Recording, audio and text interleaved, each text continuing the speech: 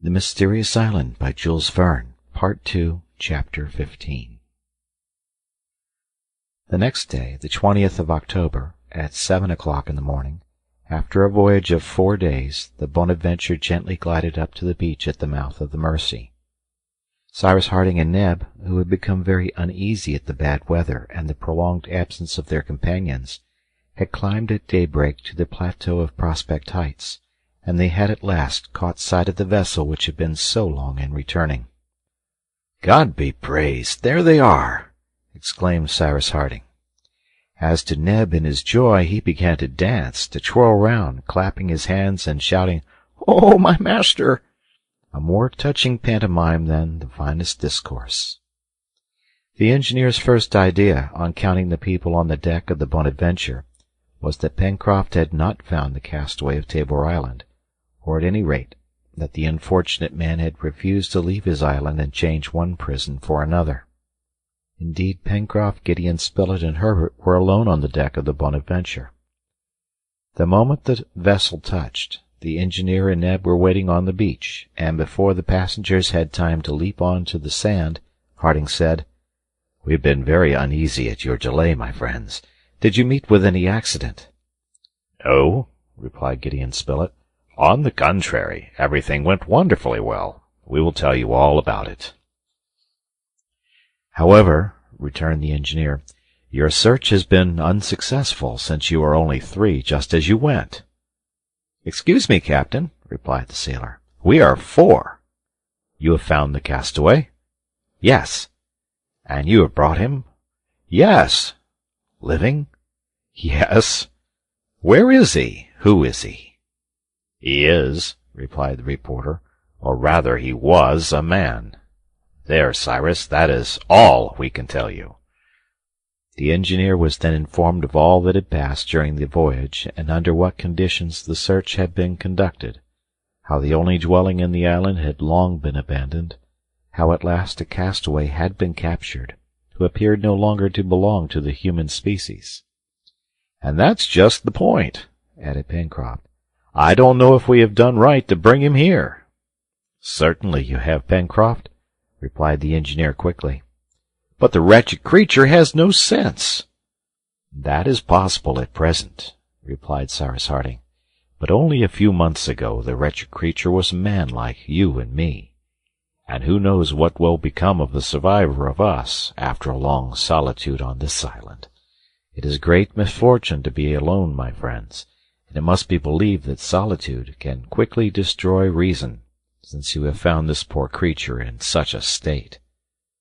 "But, Captain," asked Herbert, "what leads you to think that the brutishness of the unfortunate man began only a few months back?" "Because the document we found had been recently written," answered the engineer, "and the castaway alone can have written it." "Always supposing," observed Gideon Spilett, "that it had not been written by a companion of this man, since dead." "That is impossible, my dear Spilett." "Why so?" asked the reporter. "Because the document would then have spoken of 2 castaways," replied Harding, "and it mentioned only one." Herbert then in a few words related the incidents of the voyage, and dwelt on the curious fact of the sort of passing gleam in the prisoner's mind, when for an instant in the height of the storm he had become a sailor. "Well, Herbert," replied the engineer, "you are right to attach great importance to this fact. The unfortunate man cannot be incurable, and despair has made him what he is. But here he will find his fellow men, and since there is still a soul in him, this soul we shall save." The castaway of Tabor Island, to the great pity of the engineer and the great astonishment of Neb, was then brought from the cabin which he occupied in the forepart of the Bonadventure. When once on land he manifested a wish to run away. But Cyrus Harding, approaching, placed his hand on his shoulder with a gesture full of authority, and looked at him with infinite tenderness. Immediately the unhappy man, submitting to a superior will, gradually became calm. His eyes fell, his head bent, and he made no more resistance. "Poor fellow," murmured the engineer. Cyrus Harding had attentively observed him. To judge by his appearance, this miserable being had no longer anything human about him, and yet Harding, as had the reporter already, observed in his look an indefinable trace of intelligence. It was decided that the castaway, or rather the stranger as he was thenceforth termed by his companions, should live in one of the rooms of Granite House, from which, however, he could not escape. He was led there without difficulty, and with careful attention it might perhaps be hoped that some day he would be a companion to the settlers in Lincoln Island. Cyrus Harding, during breakfast, which Neb had hastened to prepare, as the reporter, Herbert, and Pencroft were dying of hunger, heard in detail all the incidents which had marked the voyage of exploration to the islet. He agreed with his friends on this point, that the stranger must be either English or American, the name Britannia leading them to suppose this, and besides, through the bushy beard, and under the shaggy, matted hair, the engineer thought he could recognize the characteristic features of the Anglo-Saxon. "But, by the by," said Gideon Spilett, addressing Herbert, "you never told us how you met this savage, and we know nothing, except that you would have been strangled if we had not happened to come up in time to help you." "Upon my word," answered Herbert, "it is rather difficult to say how it happened. I was, I think, occupied in collecting my plants, when I heard a noise like an avalanche falling from a very tall tree. I scarcely had time to look round. This unfortunate man, who was without doubt concealed in a tree, rushed upon me in less time than I take to tell you about it, and unless Mr. Spilett and Pencroft—" "My boy," said Cyrus Harding, "you ran a great danger, but perhaps, without that, the poor creature would have still hidden himself from your search, and we should not have had a new companion." "You hope, then, Cyrus, to succeed in reforming the man?" asked the reporter. "Yes," replied the engineer. Breakfast over, Harding and his companions left Granite House and returned to the beach. They there occupied themselves in unloading the Bonadventure, and the engineer, having examined the arms and tools, saw nothing which could help them to establish the identity of the stranger. The capture of pigs made on the islet was looked upon as being very profitable to Lincoln Island, and the animals were led to the sty, where they soon became at home. The 2 barrels, containing the powder and shot, as well as the box of caps, were very welcome. It was agreed to establish a small powder magazine, either outside Granite House or in the upper cavern, where there would be no fear of explosion. However, the use of pyroxyle was to be continued, for this substance giving excellent results, there was no reason for substituting ordinary powder. When the unloading of the vessel was finished, "Captain," said Pencroft, "I think it would be prudent to put our Bonadventure in a safe place." "Is she not safe at the mouth of the Mercy?" asked Cyrus Harding. "No, Captain," replied the sailor. "Half of the time she's stranded on the sand, and that works her. She is a famous craft, you see, and she behaved admirably during the squall which struck us on our return." "Could she not float in the river?"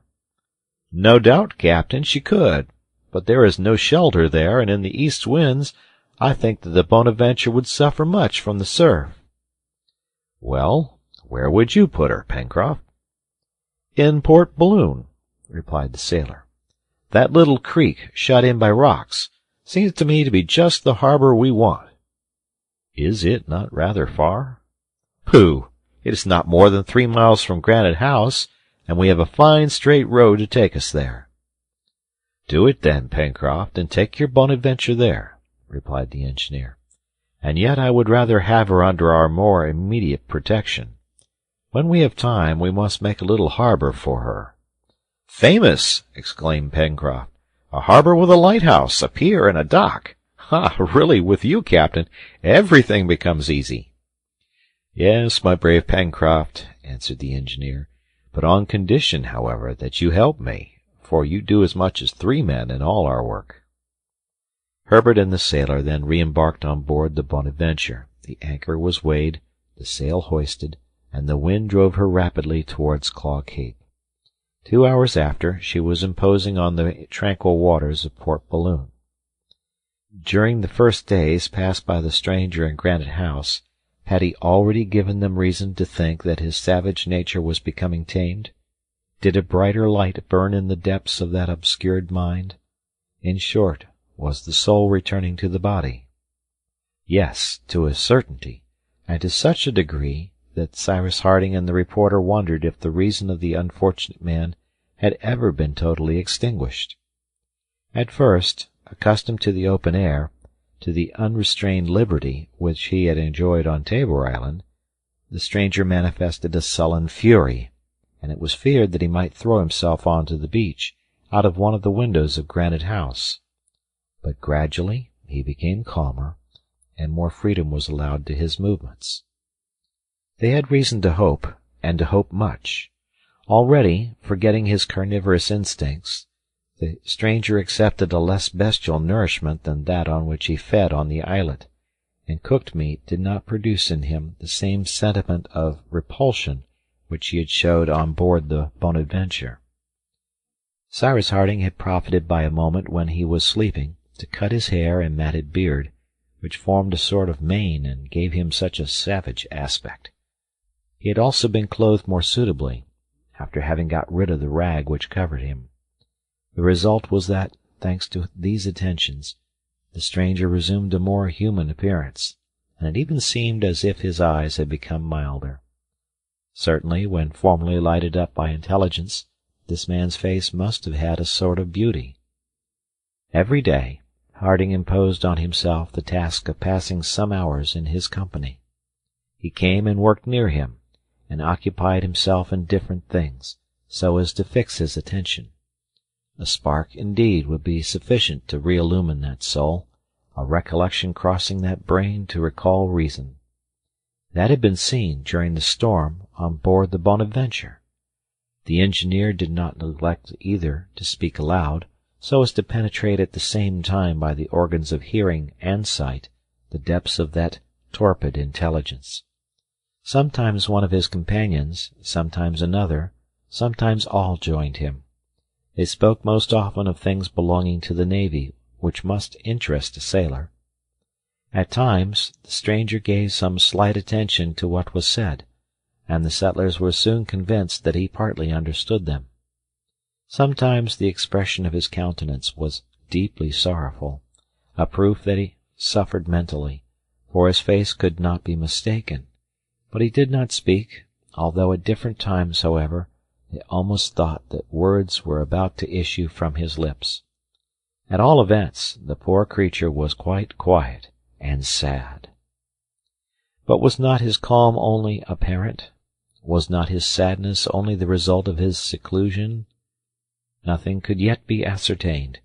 Seeing only certain objects and in a limited space, always in contact with the colonists, to whom he would soon become accustomed, having no desires to satisfy, better fed, better clothed, it was natural that his physical nature should gradually improve. But was he penetrated with the sense of a new life? Or rather, to employ a word which must be exactly applicable to him, was he not becoming tamed, like an animal in company with his master? This was an important question, which Cyrus Harding was anxious to answer, and yet he did not wish to treat his invalid roughly. Would he ever be a convalescent? How the engineer observed him every moment!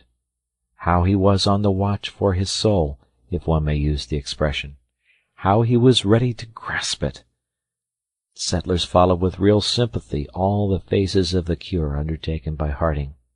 They aided him also in this work of humanity, and all, except perhaps the incredulous Pencroft, soon shared both his hope and his faith. The calm of the stranger was deep, as has been said, and he even showed a sort of attachment for the engineer, whose influence he evidently felt. Cyrus Harding resolved then to try him, by transporting him to another scene, from that ocean which formerly his eyes had been accustomed to contemplate, to the border of the forest, which might perhaps recall those where so many years of his life had been passed. "But," said Gideon Spilett, "can we hope that he will not escape if once set at liberty? The experiment must be tried, replied the engineer. Well, said Pencroft, when that fellow's outside and feels the fresh air, he will be off as fast as his legs can carry him. I do not think so, returned Harding. Let us try, said Spilett. We will try, replied the engineer. This was on the 30th of October, and consequently the castaway of Tabor Island had been a prisoner in Granite House for 9 days. It was warm, and a bright sun darted its rays on the island. Cyrus Harding and Pencroft went to the room occupied by the stranger, who was found lying near the window and gazing at the sky. "Come, my friend," said the engineer to him. The stranger rose immediately. His eyes were fixed on Cyrus Harding, and he followed him, while the sailor marched behind them, little confident as to the result of the experiment. Arrived at the door, Harding and Pencroft made him take his place in the lift, while Neb, Herbert, and Gideon Spilett waited for them before Granite House. The lift descended, and in a few moments all were united on the beach. The settlers went a short distance from the stranger, so as to leave him at liberty. He then made a few steps toward the sea, and his look brightened with extreme animation, but he did not make the slightest attempt to escape. He was gazing at the little waves which, broken by the islet, rippled on the sand. "This is only the sea," observed Gideon Spilett, "and possibly it does not inspire him with any wish to escape." "Yes," replied Harding, "we must take him to the plateau, on the border of the forest. There the experiment will be more conclusive." "Besides, he could not run away," said Neb, "since the bridge is raised." "Oh," said Pencroft, "that isn't a man to be troubled by a stream like Creek Glycerine. He could cross it directly at a single bound." "We shall soon see," Harding contented himself with replying, his eyes not quitting those of his patient.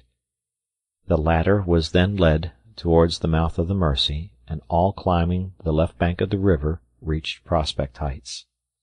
Arrived at the spot on which grew the first beautiful trees of the forest, their foliage slightly agitated by the breeze, the stranger appeared greedily to drink in the penetrating odor which filled the atmosphere, and a long sigh escaped from his chest.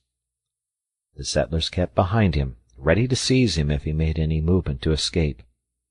And indeed, the poor creature was on the point of springing into the creek which separated him from the forest, and his legs were bent for an instant as if for a spring, but almost immediately he stepped back, half sank down, and a large tear fell from his eyes.